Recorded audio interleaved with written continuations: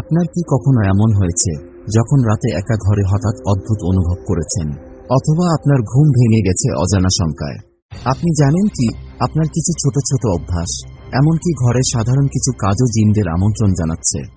আমরা অনেকেই ভাবি জিনরা কেবল গল্পকথার জগতে বাস করে, আমাদের জীবনে তাদের কোনো সম্পর্ক নেই। কিন্তু সত্যিটা হলো তারা একেবারে বাস্তব। কুরআনে আল্লাহ সুবহানাহু ওয়া তাআলা তাদের সম্পর্কে উল্লেখ করেছেন এবং আমাদের প্রিয় নবী মুহাম্মদ সাল্লাল্লাহু আলাইহি ওয়াসাল্লাম তাদের নিয়ে সতর্ক করেছেন। তাই আমাদের উচিত সাবধান থাকা এবং এমন কিছু কাজ এড়িয়ে চলা যা আমাদের জীবনকে জিনদের উপস্থিতির জন্য উন্মুক্ত করে তোলে। আজকের ভিডিওতে আমরা জানব কোন কাজ করলে জিনদের প্রভাব থেকে বাঁচা যায় এবং কিভাবে নিজেকে সুরক্ষিত রাখা সম্ভব। ১.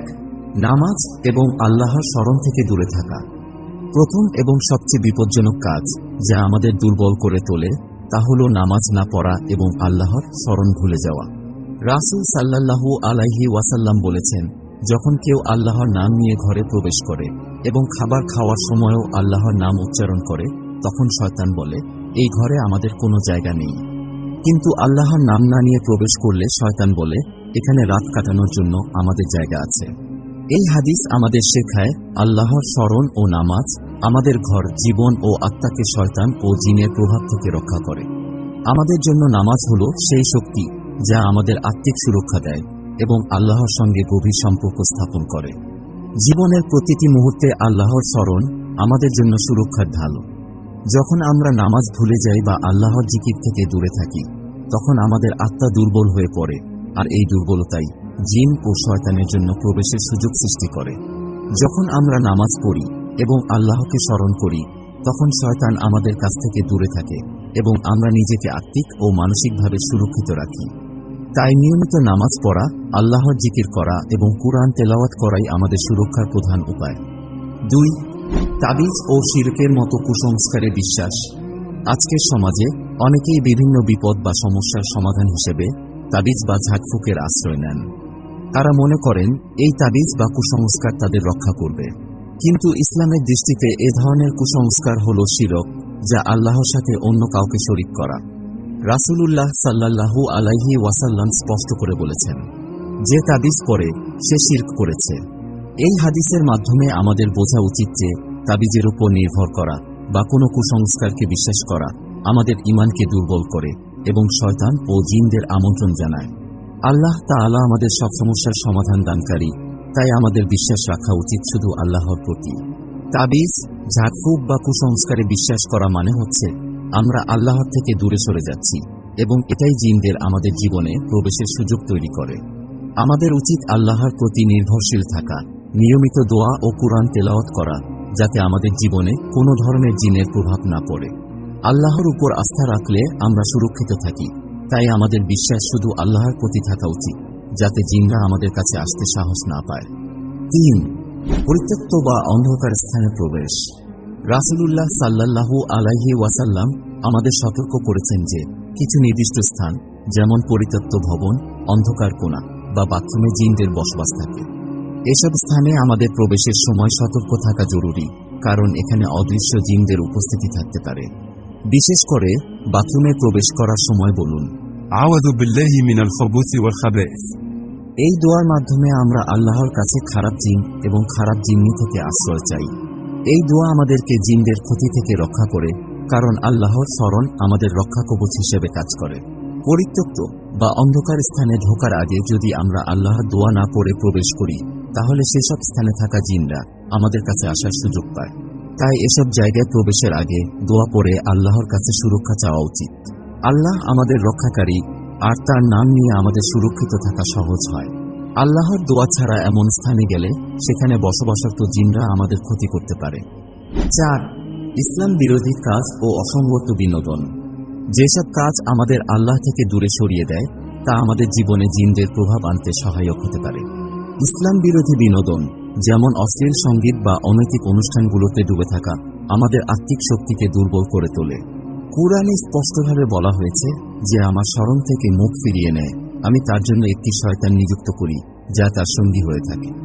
যখন আমরা আল্লাহর স্মরণ ভুলে যাই এবং এমন কোনো বিনোদনের সময় কাটাই যা আমাদের আল্লাহর থেকে দূরে সরিয়ে দেয়, তখন শয়তান ও জিনদের প্রভাব আমাদের উপর সহজে আক্রমণ করতে পারে। আল্লাহর নিকটে থাকলে এবং তার স্মরণে মগ্ন থাকলে আমাদের আত্মা সুরক্ষিত থাকে।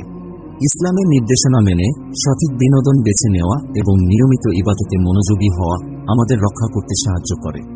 আল্লাহর কাছাকাছি থাকাই আমাদের আত্মার জন্য নিরাপত্তার বর্ম হিসেবে কাজ করে।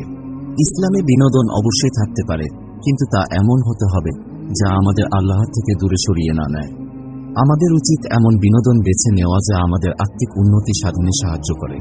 ইসলামের নির্দেশনা মেনে এমন সব কাজ করা উচিত যা আমাদের মানসিক ও আত্মিক শক্তিকে বৃদ্ধি করে, যেমন পরিবার ও বন্ধুদের সাথে সময় কাটানো, ইসলামী বই পড়া এবং সৎকর্মে সময় ব্যয় করা।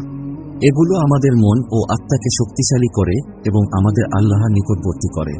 আল্লাহর স্মরণ থেকে দূরে সরে গেলে আমাদের মন দুর্বল হয়ে পড়ে এবং আমরা জিনদের প্রভাবের শিকার হতে পারি।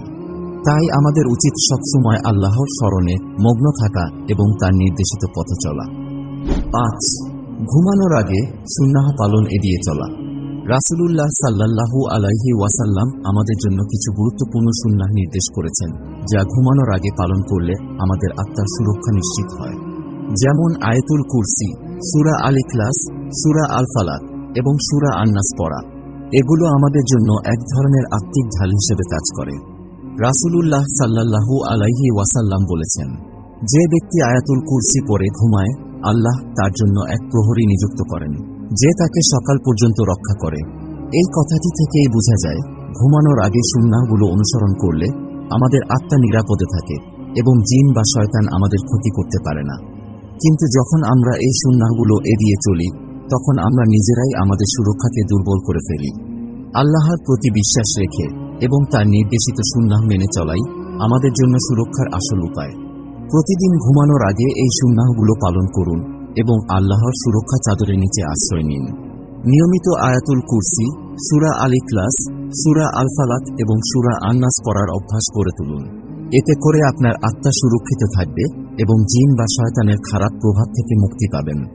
রাসূলুল্লাহ সাল্লাল্লাহু আলাইহি ওয়াসাল্লাম আরও বলেছেন, যে ব্যক্তি ঘুমানোর আগে আয়াতুল কুরসি পড়ে সে রাত্রি জুড়ে রক্ষা পায়।